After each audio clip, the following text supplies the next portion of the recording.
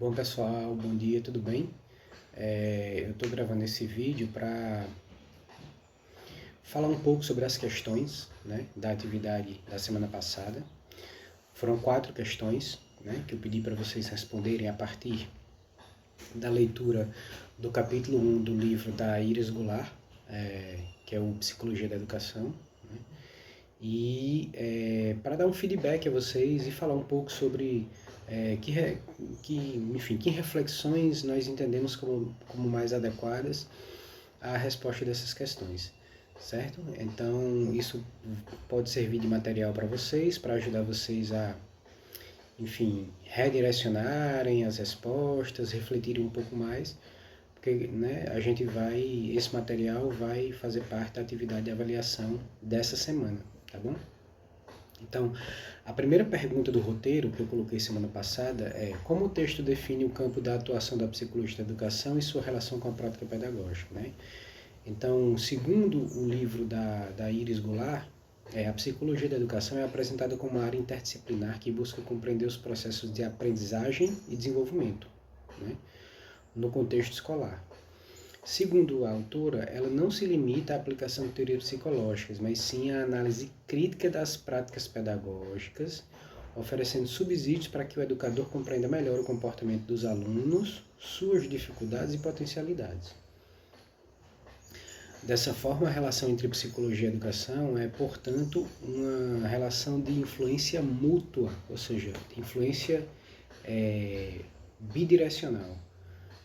Enquanto a psicologia fornece ferramentas teóricas e metodológicas, né, e a prática pedagógica alimenta reflexões sobre o desenvolvimento humano, certo? Então, a relação entre psicologia da educação e pedagogia e prática pedagógica ela é fundamental, né, porque a psicologia vai nos ajudar a compreender como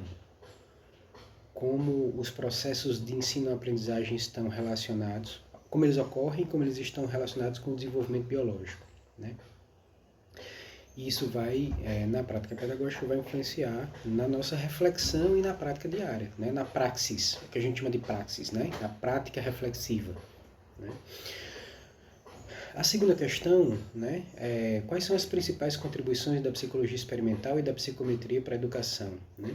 Então, segundo o texto da autora, né, a psicologia experimental, que foi, os primórdios da psicologia como a gente conhece hoje, né, ela contribuiu com métodos rigorosos de observação e análise do comportamento, né, permitindo que educadores compreendessem melhor os mecanismos de aprendizagem. Como eu falei para vocês, né, que foi um grande desafio do William Wundt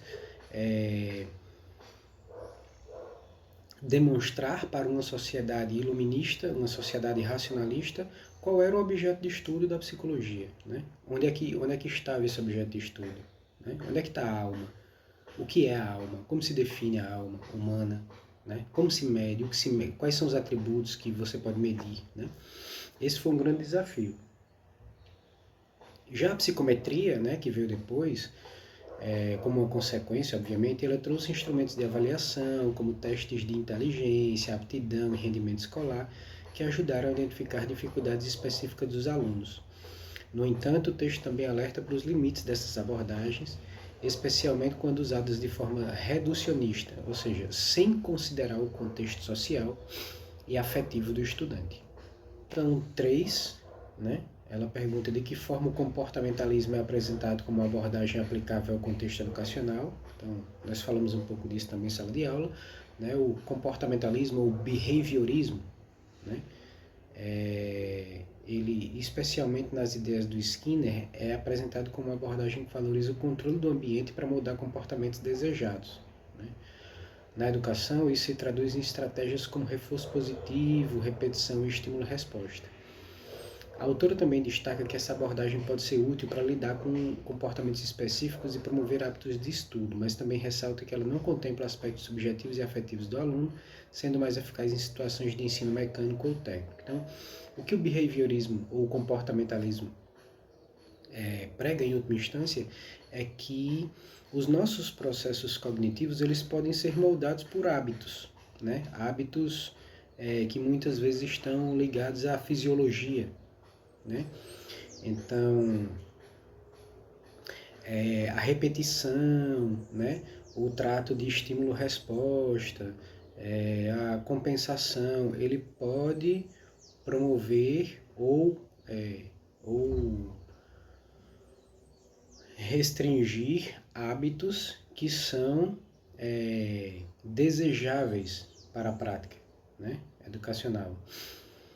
Porém, ele também ignora os contextos e ele também ignora questões, né, e dimensões subjetivas, né, que hoje já estão demonstradas, né, que o comportamentalismo, o behaviorismo, ele não satisfaz, ele não abrange.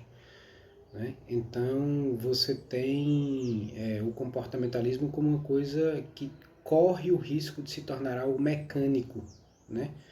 Mecanicista, ou seja, entender o ser humano, os processos de ensino e aprendizagem do ser humano apenas como coisa mecânica.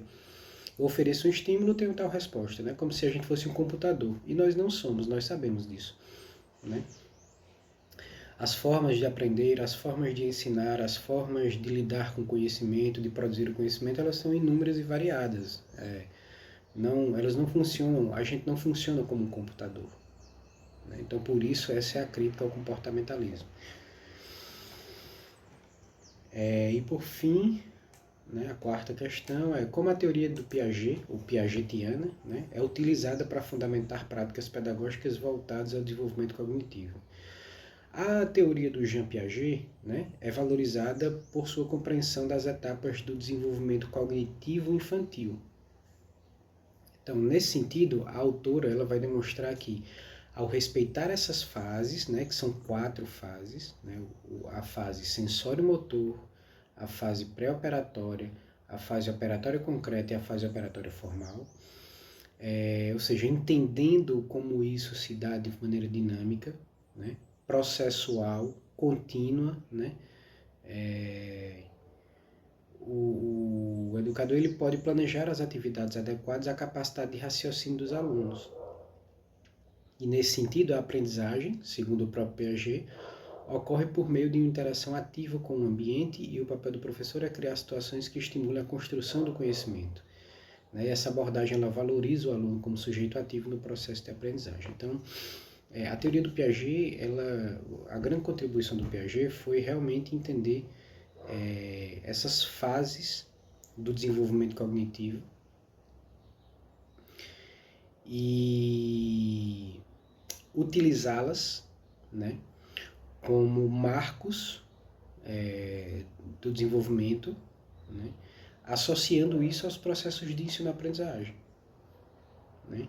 Então, cada fase dessa é marcada por determinadas características.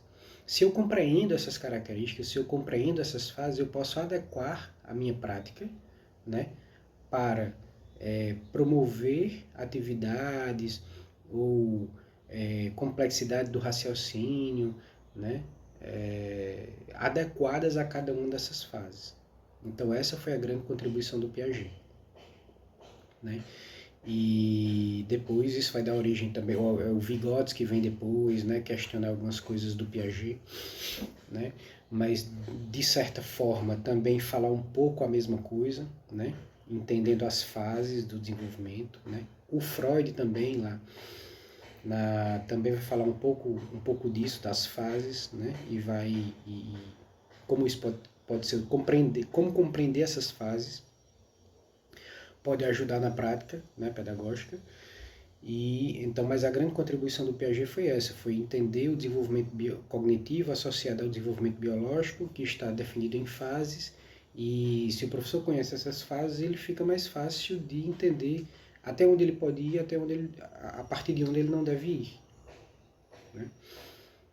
Na exigência de determinados conhecimentos, da complexidade, do raciocínio. Né? Então, compreender isso vai ajudar a promover uma prática mais adequada, né, e que tenha possibilidade de cumprir os seus objetivos de ensino e de aprendizagem. Tá certo? Então, foram essas 4 questões, né, baseadas no capítulo 1 do livro da Iris Barbosa Goulart. E enfim, é um feedback, né, da atividade para vocês terem como material também, para, enfim, refletirem sobre suas respostas, né, ver se o que vocês responderam faz sentido, né, com o que a gente está falando aqui, e também preparar vocês, né, para a atividade de avaliação dessa semana, tá certo?